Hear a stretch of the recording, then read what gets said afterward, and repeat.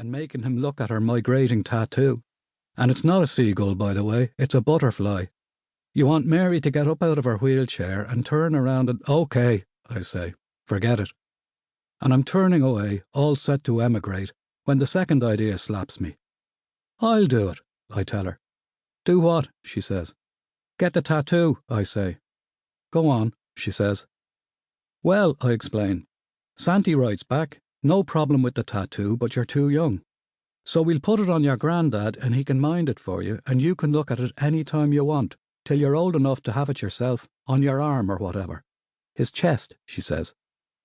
And she's looking at me with, well, it's not admiration exactly, but it's like she's opened an empty tin of biscuits and discovered there's one left. So that's Christmas Eve sorted. I'm heading to a tattoo parlour in town. The daughter says she knows a good one for older people called Wandering Skin, but I think she might be messing. And I'll be coming home with SpongeBob SquarePants hiding under my shirt. 2. I'm having a slow pint with my buddy. The grandson has had me plagued all day, wanting to check on his SpongeBob tattoo. My fingers are raw from doing and undoing the buttons of my shirt. What happened was, I'd had to have the hair shaved off my chest when I was getting the tattoo done on Christmas Eve, and the hair has started to grow back. It's grey-like, and it made SpongeBob look like he'd died in the night. The poor kid cried when he saw it, and he told his mammy, my daughter, that I'd murdered SpongeBob. Ganda order SpongeBob. I didn't touch SpongeBob, I said. The women looked at me like I was Jimmy Savile, so now I'm having to shave my chest twice a day. I'm standing in front of the mirror and I've cut myself twice already. Poor old SpongeBob is bleeding to death. I'm half thinking of carving him out and just giving him to the child in a plastic bag when the text arrives. Pint. So here we are. I've made a New Year's resolution, my buddy tells me. This is unusual. We don't go in for that kind of shite, resolutions and birthdays and that. So something's up. I'm beginning to wish I was back in the bathroom skinning SpongeBob. A resolution, I say?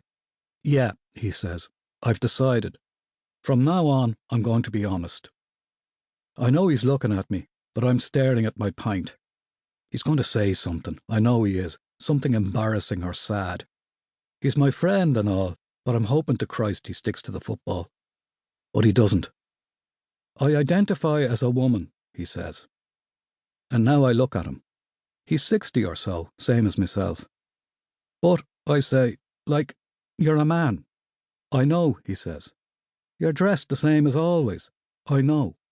You're drinking a pint. I know. And you're telling me you're a woman. I didn't say that, he says.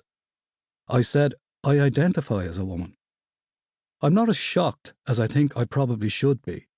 And that, in itself, is a bit of a shock. I think my buddy here is after telling me he wishes he was a woman, but I don't seem to care that much. I'm tempted to pat him on the back, but I'm worried I'll feel a brass strap under his hoodie. Anyway, what's it mean, I asked him, exactly, that you identify as a woman? We're not shouting, by the way. This is a very quiet conversation.